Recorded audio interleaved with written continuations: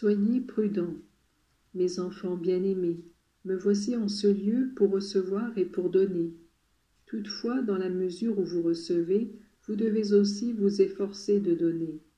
Voici que la générosité devient pour vous un commandement, car il sera beaucoup demandé à qui a beaucoup reçu. Moi, le Fils de l'homme, je me suis fait semblable à vous, afin que vous puissiez m'imiter en tout. Aujourd'hui, je veux vous donner un enseignement on ne peut plus nécessaire. Il arrive que vous croyiez voler, et la ferveur et la foi vous incitent à faire le bien. Le sacrifice ne vous coûte pas, et il vous semble impossible que puisse disparaître en vous ce feu qui vous fait agir avec enthousiasme. Ce sont des journées précieuses que celles-ci, au cours desquelles moi je vous donne, comme aux petits enfants, une sorte de sucrerie. Il est nécessaire que je vous fasse goûter la douceur qui découle du fait de me servir et de m'aimer. Mais les petits-enfants doivent grandir, et de même qu'on ne peut continuer à nourrir les petits-enfants avec une alimentation trop délicate, de même dans la vie spirituelle, les consolations ne peuvent suffire. Il faut l'épreuve. Voilà pourquoi je permets que de temps en temps disparaisse en vous ce goût des choses spirituelles, qui vous rendait facile l'accomplissement des devoirs de piété et du devoir d'État en union avec Dieu.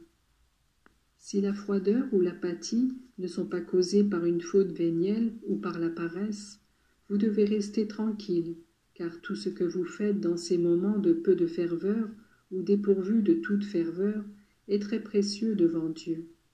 Il y eut de grands saints qui, durant de nombreuses années, ont contribué à servir le Seigneur avec générosité, bien qu'enveloppés des ténèbres du doute et peinant dans l'acceptation de ces mêmes mystères qui, en temps utile, avaient été l'objet d'une foi vive et ardente.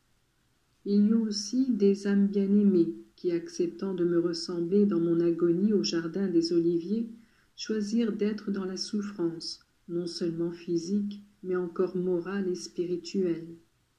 Moi, je vous préviens et je vous avertis, pour que, s'il vous arrive de vous trouver un jour dépourvu de ferveur, vous accomplissiez quand même, par amour, chacun de vos devoirs, avec la certitude de recevoir une récompense décuplée. Mais maintenant, j'entends vous mettre en garde contre un autre danger qui pourrait vous nuire à vous, et plus encore à l'apostolat qui doit constituer votre premier souci. Lorsque, rempli de joie, vous voudriez courir annoncer à tous la vérité, au courant de laquelle vous êtes mis, lorsqu'on comble de l'enthousiasme, vous voudriez faire de votre générosité un héroïsme, je vous dis, soyez prudents. La prudence est l'une des vertus cardinales qui permet de construire notre maison sur le roc et non sur le sable.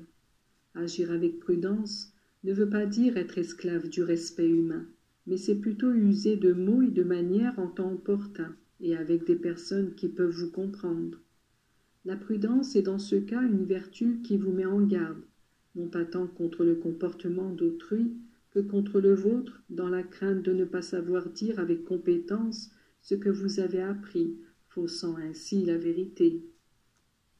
Je dis un jour, soyez prudents comme des serpents, et ceci correspond pleinement à la pensée précédente.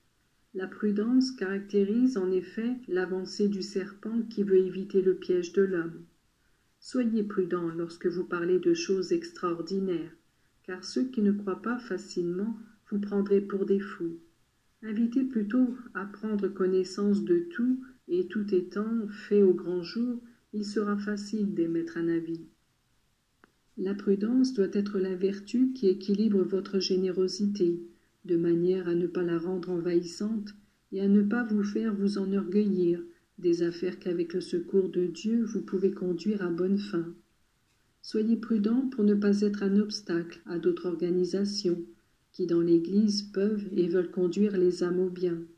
Soyez prudents avec vos supérieurs, afin qu'ils ne pensent pas que vous vouliez, d'une façon ou d'une autre, vous substituer à eux ou prendre une place qui n'est pas de votre compétence. Lorsque vous en fait la demande ou lorsque vous en voyez l'opportunité, sachez exposer la vérité avec douceur, sérénité et grâce, en invoquant l'Esprit Saint, afin qu'il donne efficacité à vos paroles et lumière à l'esprit de ceux qui vous écoutent.